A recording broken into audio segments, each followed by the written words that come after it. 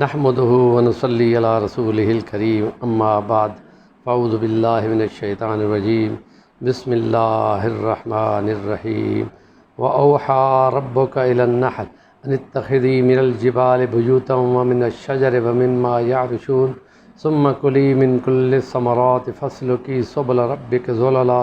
يخرج من بطونها شراب مختلف ألوانه فيه شفاء للناس ان فی ذلک لآیۃ لقوم یتفکرون۔ سورۃ النحل 14واں پارہ، آیت اس کی 68 69 نمبر آیت ہے، جو شہد کے بارے میں ہے، جس کو ہم ہنی کہتے ہیں، ہنی بی کہتے ہیں، اور عربی میں اس کو عسل کہتے ہیں۔ وہ شہد کی جو اللہ نے کہا فرمایا کہ یہ شفا ہے انسانوں کے لیے، اور ہم نے شہد کی مکھی کو وحی کی کہ تو گھر بنا اور پہاڑوں میں اور درختوں پر اور بیلوں کے اندر، اور پھر تو کھا اس میں سے تمام پھلوں میں سے، اور تو چل اس راستوں پہ جو خدا نے تیرے لیے بنائے، اور اس سے نکلتا ہے یہ شہد نکلتا ہے اس کے پیٹ میں سے جو وہ کھاتی پیتی ہے، پھر اس کے مختلف رنگ ہوتے ہیں، اور اس میں شفا ہے انسانوں کے لیے۔ بے شک اس میں تمہارے لیے آیۃ لقوم یتفکرون، جس قوم کو فکر ہو اس کے لیے قرآن مجید میں یتفکرون، یتذکرون، یتفہمون، اور بھی کچھ لفظ ہیں جس میں کہ یتوسمون بھی ہے، دھیان دیتے ہیں کہ زمین پہ ایسے مت چلو، دھیان دے کہ چلو کہ ہم نے تخلیق کی ابتدا کے کیسے نمونے تمہارے قدموں کے نیچے رکھ دیے۔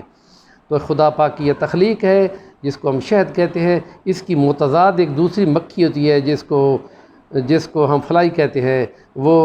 گندگی بھری ہوئی ہوتی ہے، جراثیموں کی ماری ہوتی ہے، اور یہ نری شفا کی بھری ہوئی ہوتی ہے۔ جیسے فضا کے اندر ایک کرگس ہوتا ہے گندگی کا مارا ہوا، اور ایک عقاب ہوتا ہے، دونوں کی فلائٹ، وہ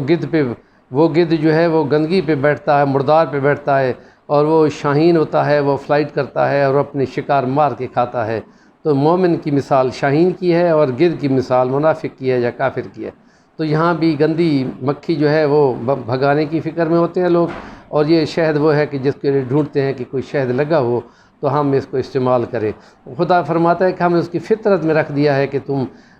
شہد بناؤ اپنے ان کے گھروں، پہاڑوں کے اندر، اور ان کو درختوں کے اندر اور بیلوں کے اندر، اور اس کا جو گھر ہوتا ہے وہ ایسی صنائی اور فنکاری سے بنایا گیا ہوتا ہے کہ اس کے 6 خانے ہوتے ہیں، اور 6 خانے وہ ہیں کہ جس میں سے ذرا سی جگہ بھی نہیں بچتی، اور ایسا گویا کہ ترقی یافتہ سسٹم سے بنایا گیا ہو۔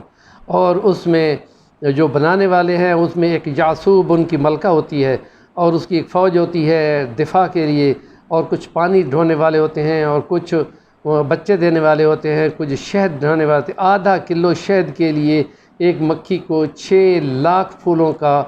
رس جو ہے وہ چوسنا ہوتا ہے، اور کم سے کم ایک شہد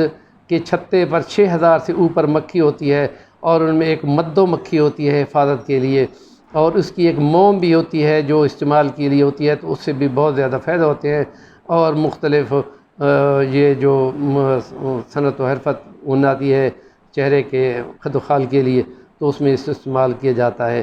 اور اگر یہ شہد کی حفاظت کرنے والوں کی باڑ بندوں پہ آ پڑے تو ان کی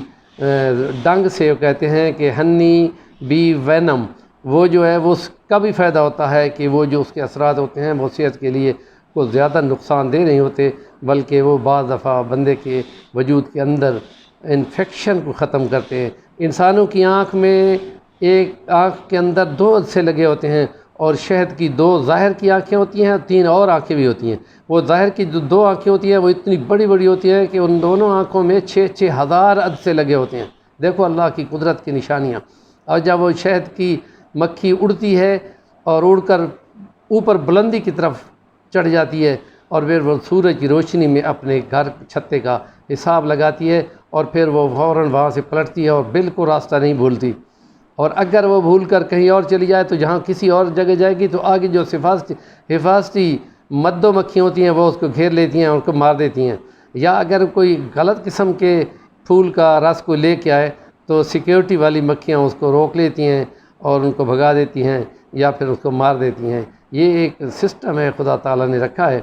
اور وہ سورج کی روشنی میں، اور جتنی بلندی پہ بھی ہو وہ سیدھا اپنے چھتے پر آتی ہے، ورنہ تو کتنی زیادہ ہلاک ہو جاتی، لیکن یہ ہے کہ وہ 32 میل فی گھنٹہ کی رفتار سے فاصلہ طے کرتی ہے، اور ایک سیکنڈ کے اندر کتنے آگے ملٹی سیکنڈ ہوتے ہیں، تو یہ تقریباً 32 مرتبہ اپنے پر کو ہلاتی ہے۔ کیسی زبردست قسم کی بیٹری خدا نے اس کے اندر رکھی ہے، اور وہ یہ چلتی رہتی ہے، اور یہ اس کو خدا کہتا ہے کہ ہم نے اس میں تمہارے لیے شفا رکھی ہے، کہ یہ جو شہد بناتی ہے وہ اس کے اپنے پیٹ میں لے جاتی ہے اور پیٹ سے نکال کے رکھتی ہے۔ تو بعض کے نزدیک یہ ہے کہ اس کا اپنا کھانے والا پیٹ الگ ہوتا ہے اور شہد کو جمع کرنے والا پیٹ لگتا ہے، لیکن خدا یہ کہتا ہے اس کے پیٹ میں سے یہ نکلتی ہے تو بندوں کی شفا بن جاتی ہے۔ تو اس لیے اس کو خدا پاک نے اپنی قدرت کی نشانی کے طور پہ استعمال کیا ہے۔ تو بے شمار اللہ کی قدرت کی نشانیاں اور جانوروں میں بھی ہیں، اور غلام جیلانی بارک کی ایک چھوٹی سی کتاب تھی، اس میں تھا کہ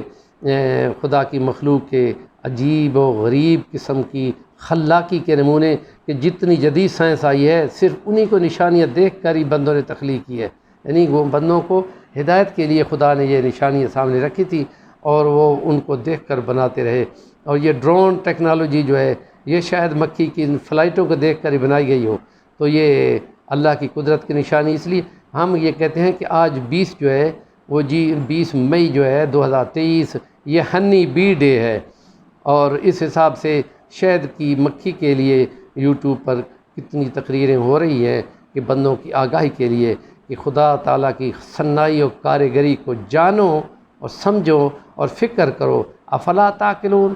افلا تتفکرون، افلا تتذکرون، افلا تتدبرون، افلا تعقلون، یہ قرآن کہتا ہے بندوں کو جس پر خدا نے قرآن اتارا ہے، تو اس لیے وہ کہتا ہے اگر سوچو گے تو خدا تک پہنچ جاؤ گے۔ اور خدا کی پہچان تمہیں یہ کہتی ہے کہ سب کچھ تمہارے لیے بنایا اور تم کو اپنی بندگی کے لیے بنایا، اب اس بندگی میں کسی اور کو شریک کیا تو میں بالکل تمہارا سر اڑا کے رکھ دوں گا۔ اس کو شرک کہا ہے اور اس کے لیے قطعاً معافی نہیں ہے۔ ہر گناہ معاف ہو سکتا ہے، یہ گناہ معاف نہیں ہو سکتا کہ شرک کا گناہ جو ہے بغاوت ہے، اور باغی کی سزا